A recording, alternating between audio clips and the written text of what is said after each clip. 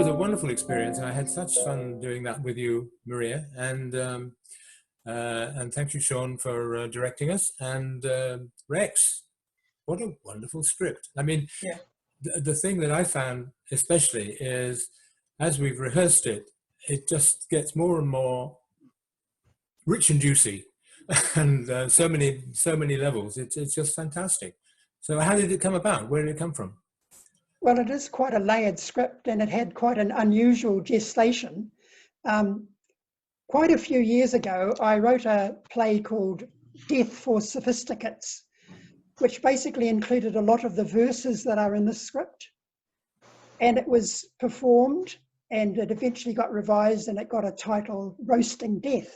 But it was all basically the verses, but there was an additional character, a pianist who also was undergoing an emotional situation where her son had just died. So it got a bit serious towards the end, in much the way that this play does. But the impetus for this particular script was a call from the Red Bull Theatre in New York, who asked for scripts based on Private Lives by Noel Coward. Now, I'm a big Noel Coward fan, so I wondered what could I come up with, but being a bit lazy, I thought, what's an easier way for me to write a script? And I remembered a comment on that original production of Death for Sophisticates. Someone described it as Noel Coward meets the Grim Reaper.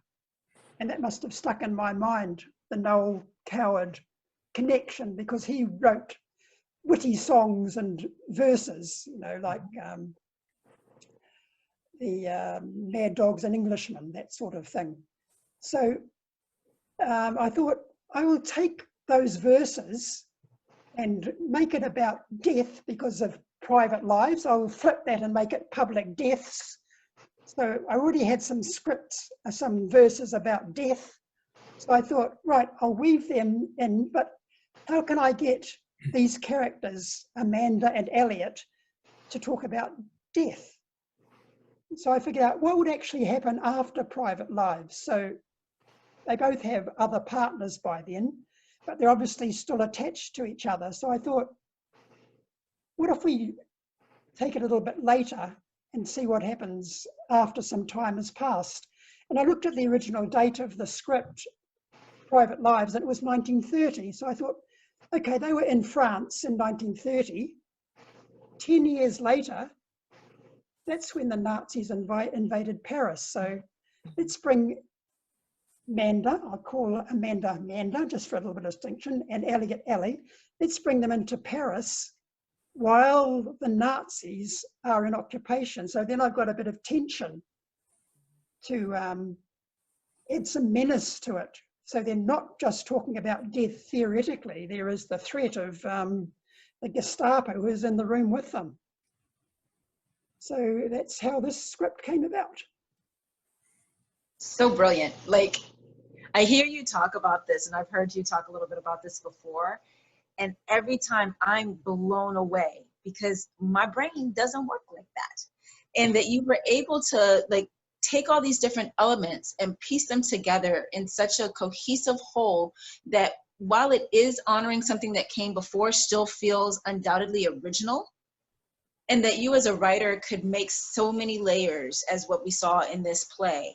Man, I can't do that. I can adapt things. I can adapt Cinderella, but that is just, this was just a beautiful piece that you've written. And then the acting of these two actors in it was just to watch it unfold, thinking back from our first read through where it ended up being by the time we recorded it for performance.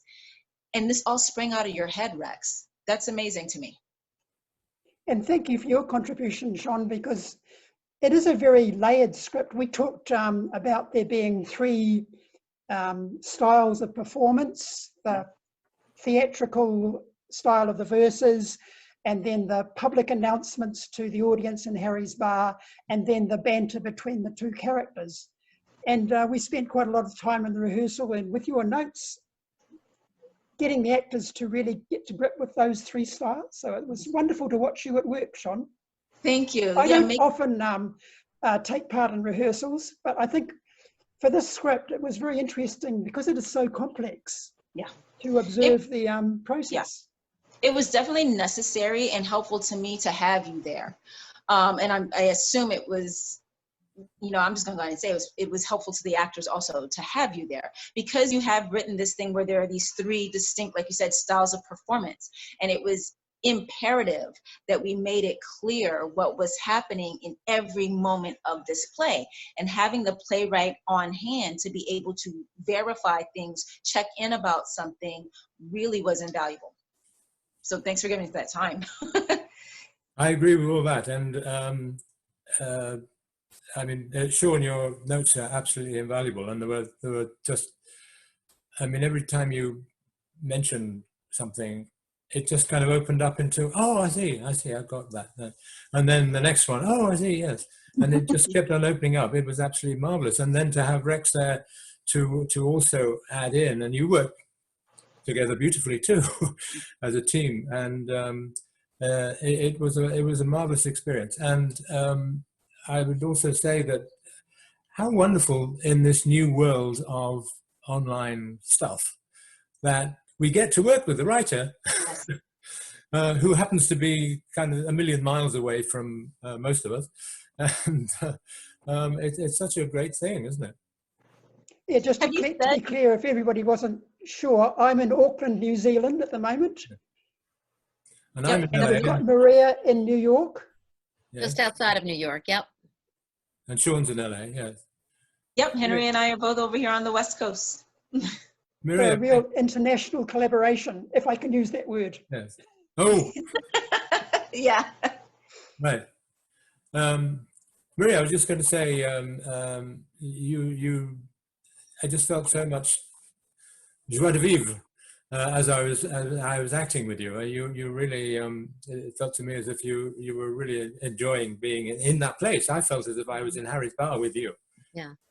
Yeah, I mean, the thing about good writing is that it gives so much for us to work with. So there's so many levels that you can play with each of these characters, and we could do it 20 more times and keep discovering new things. And the play is only 9 pages, you know, so there's a lot packed in a small piece, but it was great. And I just had a ball working on it. So when's your next play, Rex?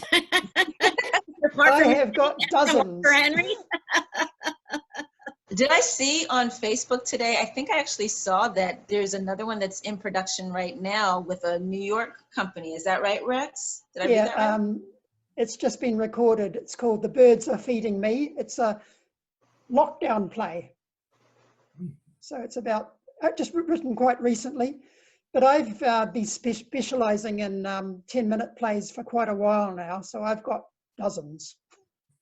So I want to jump really quickly on this thing that you just said, Rex, about how you've been specializing in the 10-minute plays for a while. And, you know, that really shows, because I sit on a forum with writers based out of another area. I'm not going to disclose where, just because of what I'm about to say. But it is a 10-minute play situation. And too often what's being presented is not a 10-minute play. They're sketches. And 10 minutes is way too long for a sketch. And one of the things that was so wonderful, God, that just sounds so banal to say wonderful, but one of the things that really works with your play in those 10 minutes is that these characters go on a journey. Like they transform in 10 minutes.